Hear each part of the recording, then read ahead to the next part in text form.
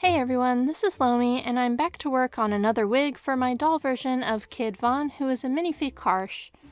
And I wasn't really happy with how the alpaca wig I made turned out because I felt the style was a bit too mature.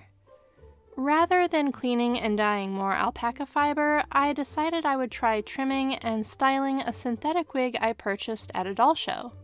I only paid $5 for this wig, so I figured if I messed it up, it wouldn't be a huge loss. It has a center part and it frames his face very softly, so I think it'll work well for a sweeter, boyish look. It's a little loose, but nothing a bit of Velcro on the head cap and the inside of the wig can't fix. I'd never cut a pre-existing synthetic wig before, so this was a new experience. And since it's really hard to position a camera to show cutting, and I also don't really know what I'm doing, I figured it would be best for me to make this video about setting realistic expectations for working with synthetic wigs. Before I get started with that, I did want to thank my stylist, Raven, for talking me through the process to get the style I was after, and for drawing me some detailed guides on where to cut and at what angles. It made the process a lot easier and really helped me figure out how to start. There's a reason you're still the only one who does my hair. I knew I wanted to keep the hair longer in front, but I wanted the back to be considerably shorter so I can spike it later with some wig styling wax or hair gel. The front will get trimmed a bit shorter, but I started by separating the front pieces from the back and then getting the bulk of the length off the back.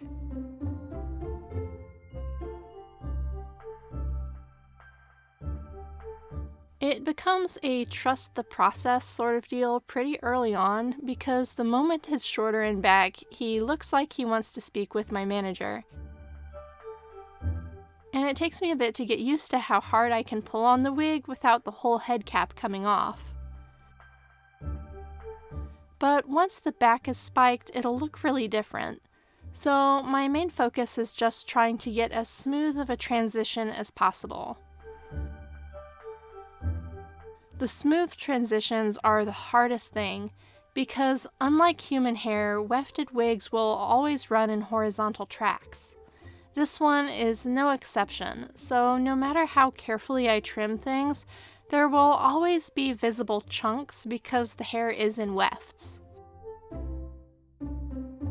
So each little clump is a cluster of hair that is fastened into the weft, and they can't really move or flow freely. So as I work, I have to remind myself that it will never be perfectly smooth. The cuts will never be invisible, but adding spikes back in later will help disguise it.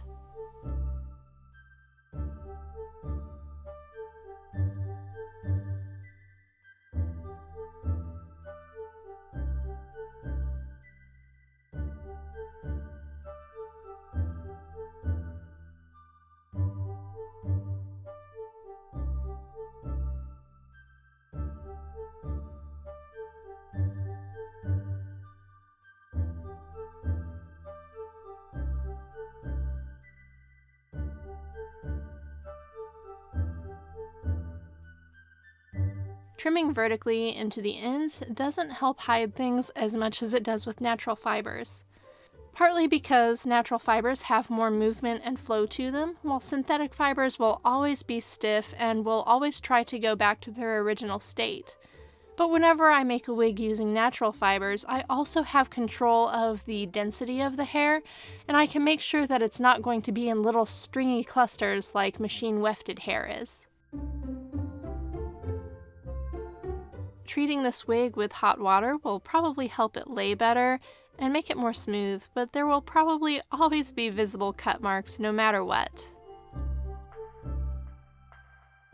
Under studio lighting like mine, the look is especially harsh, but my stylist confirmed that for a wig, this transition is not bad at all. You can see the individual clumps of hairs, and you can see a few slight horizontal lines, but this is going to be very hard to avoid.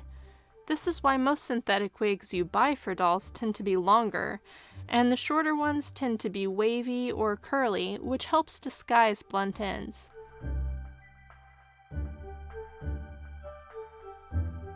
Each clump could be softened further by isolating it and ensuring the hairs in that clump are not a uniform length.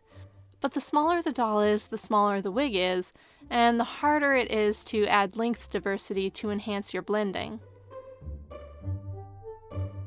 It's certainly doable, but it's a big undertaking, so be aware of what you're getting into before you start. This is also a very nerve-wracking process, because you know you can't undo a wrong cut. So I kind of work my way up through the layers, making each one a little bit longer than I ultimately want, because that gives me a little bit more room to play. I would rather have the wig end up a little bit longer than intended, as long as that lets me get a smooth gradient, because if I cut too high, then the wefts are going to be exposed, and that's not going to look good either. It wouldn't be a terrible waste to ruin such an inexpensive wig, but nobody wants to waste anything. So working just a little bit at a time, taking off a little bit more hair with each pass seems to be the safest approach.